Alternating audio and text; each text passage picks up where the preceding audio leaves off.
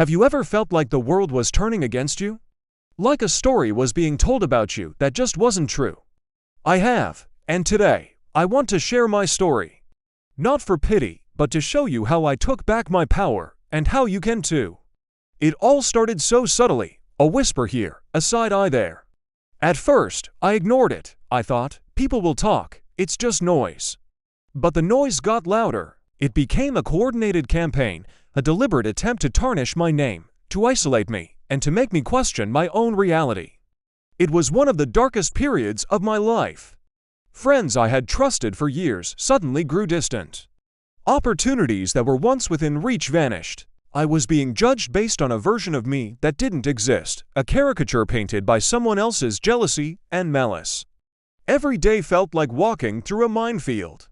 My phone would buzz, and my heart would drop, fearing another passive-aggressive message or seeing another post that was clearly aimed at me. The anxiety was crippling. I started to withdraw, to make myself smaller, hoping if they couldn't see me, they'd stop. But that's exactly what they wanted. They wanted me to disappear. They wanted me to believe the lies they were spreading, and for a moment, I almost did. I'd lie awake at night, replaying every interaction, every word, wondering what I had done to deserve this. Did I say something wrong? Was I a bad person? The self-doubt was a poison, slowly seeping into every part of my being. It affected my work, my health, and my relationships with the few people who still stood by me. I was drowning, and the shore seemed so far away. The turning point wasn't some grand, dramatic moment, it was a quiet realization. One morning, I looked in the mirror, and I barely recognized the person staring back. The spark in my eyes was gone, replaced by fear and exhaustion. And in that moment, I got angry, not at them, but at myself. I was angry that I had allowed their narrative to become my reality. I had given them my power, my peace, my joy. I had let them define me. And I decided, right then and there, no more. Reclaiming my power wasn't an overnight process. It was a series of small, intentional steps. The first step was acceptance.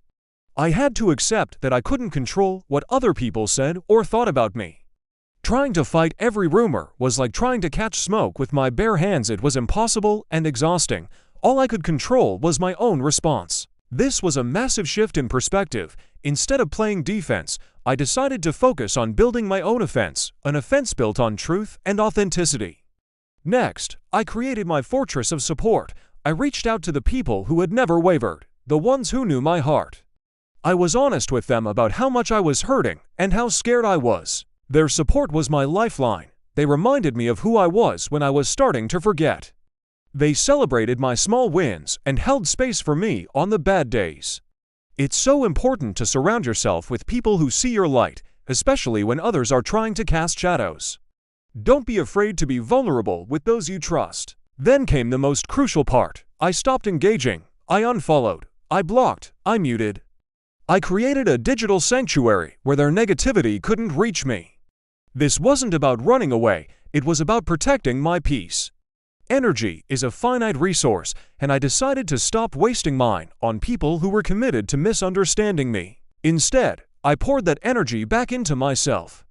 I rediscovered old hobbies. I started journaling. I went on long walks in nature. I did things that made me feel like me again. I focused on my work and my passion with a new kind of fire. I decided that my success and my happiness would be my ultimate response. I let my actions speak louder than their words. Every project I completed, every goal I achieved, was a testament to my resilience. It was me, writing my own story, in bold, undeniable letters. People started to see the disconnect between the rumors and the reality of who I was and what I was creating. The truth has a way of shining through. You just have to give it time and space. It's also important to remember that healing isn't linear. There were still days when the hurt would creep back in. But instead of letting it consume me, I learned to acknowledge it, feel it, and then let it go. I practiced self-compassion. I reminded myself that I was human and that it was okay to be affected by cruelty. Being strong doesn't mean you don't feel pain. It means you don't let the pain define your future. If you're going through something similar and it feels overwhelming, please consider talking to a mental health professional. There is incredible strength in seeking help. Today, My life is fuller and more authentic than ever before. In a strange way, I'm grateful for that experience. It forced me to do a complete audit of my life. It showed me who my true friends were. It taught me the unshakable power of self-love and resilience. It made me realize that my reputation is not who I am. My reputation is what people say about me. My character is who I actually am. And I am the only one in charge of my character. So, if you're in that dark place right now, please hear me. Do not let them win. Do not let their bitterness steal your light.